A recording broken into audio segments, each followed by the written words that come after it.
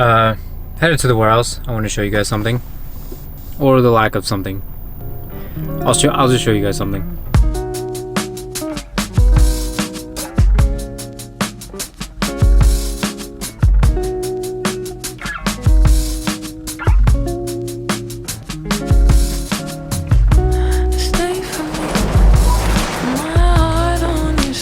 Doing a quick little inspection of the car, or actually I'm just sort of staring at it.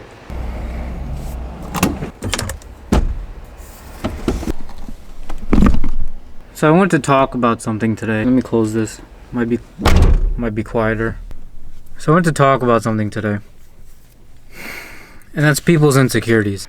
See, when you do something wrong and you know morally it's something wrong, and your group of friends are telling you you did something wrong, chances are you pretty much did do something wrong. So if you make excuses for yourself and you say reasons outside of your control are the reasons that you did what you did, and you don't take responsibility for it, you don't acknowledge what you did was wrong, then it makes you a bad person.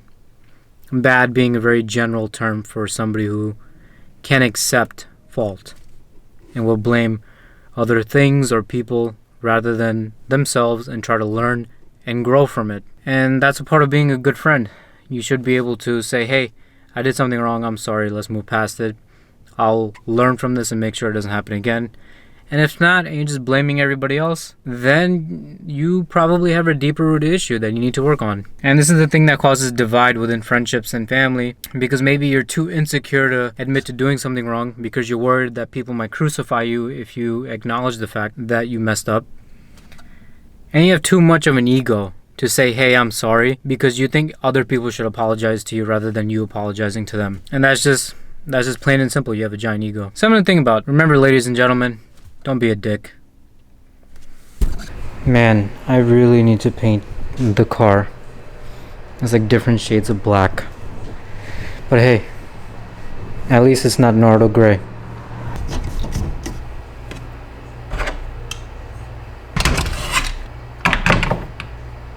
I actually don't know why I'm here today. I just had to make a quick visit to see what camera equipment I have lying around here at the warehouse.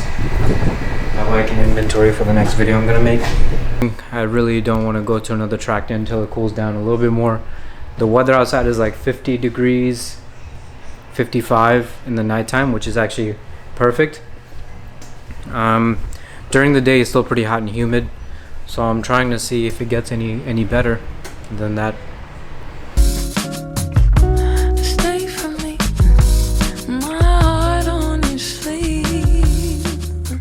Also, Edgar moved to Texas, so that's kind of weird, so I really don't have like another driving buddy with me now.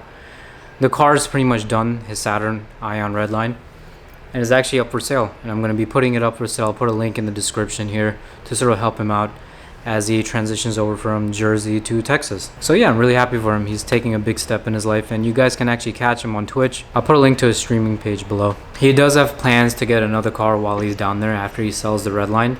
So I'm kind of excited for that. Hopefully it does work out. And I might even take a trip down there to film some videos myself with him. But aside from that, I gotta go back to our regularly scheduled program and me probably working on the car, probably ranting about other ones that I don't have yet. Aside from that, I'm not really sure when things are gonna go back to normal, but take it day by day. And hopefully I can schedule some more track days soon. I'm not gonna lie, it does get pretty expensive, and I am putting my own money into this, and it does get difficult to sort of do it consistently. But I promise you guys, every chance I get, I'll try to take this car to the track and get better at driving and show you guys some awesome clips, even though there's plenty of YouTubers who are pretty much professional drivers that have YouTube channels and are posting awesome clips all the time. So yeah, whatever I can do to differentiate myself and make myself unique from the rest of the crew, that would be cool. Aside from that, the fall weather is pretty much here, and I'm excited because it's boost season. So I'll be hopefully providing some commentary, a lot of races I'll be watching now, motorsports athletes that I'll be following, some of the cars that I like, and what my day-to-day looks like here in the garage.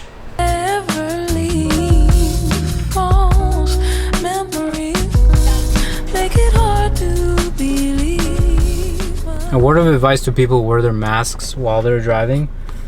Unless you're driving an Uber, you don't need to do that. Anyway, so I'm going home now. I have a new tripod set up, which looks, not gonna lie, it looks pretty cool. This is my new tripod setup. It's like this 3-pronged thing that sticks to my windshield, and I can put it anywhere I want, which is awesome, nice and tight.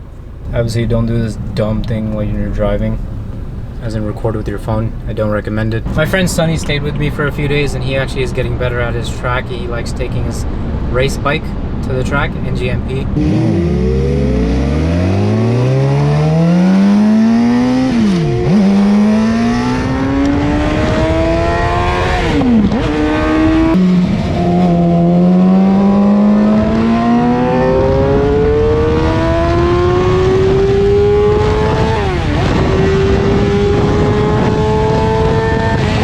Dragging knees now, which he called me yesterday and he was ecstatic about, which is cool. I'm not sure if you guys know Sonny, but he was in that go-karting video, or he went to the go-karting track with me and our friend Vernat. He's also in our Formula 1 group chat.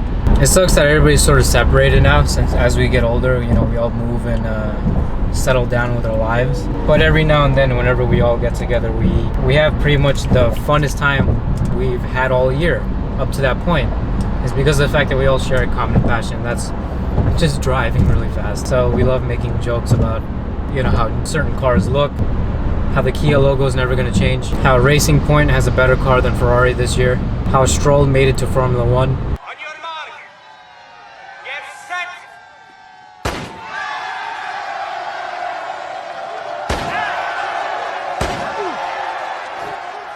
At which he won 14 gold medals. Now, one thing I always love is giving a perspective. Now, I know it's a very specific area as automobiles, and we see automobiles very quickly transitioning over to electric and autonomous. I mean, which is fine. It's just a natural progression of modern day technology and machinery that is sort of welcome, because it sort of will progress us forward, push humanity forward, especially with the green energy and whatnot.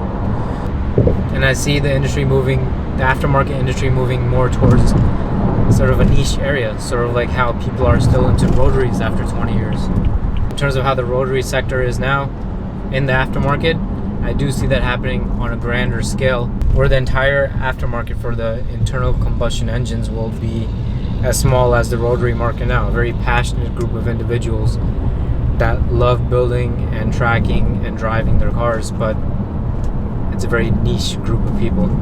It's interesting to see. It's kind of sad, but it might even force a more concentrated, more potent group of people to be in the aftermarket now, versus just a broad range of people who would just like to get their feet wet and just dabble in it and building their cars and whatnot, and then maybe just sell it, or build one car, sell it, build another one, sell it, rinse and repeat.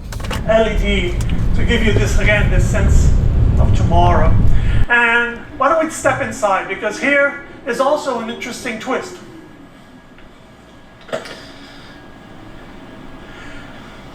These have been about performance. Yes, they're beautiful, but they're wonderful things to drive. So what we did here is that we took the purposefulness of the 240. Yeah, that looks good. And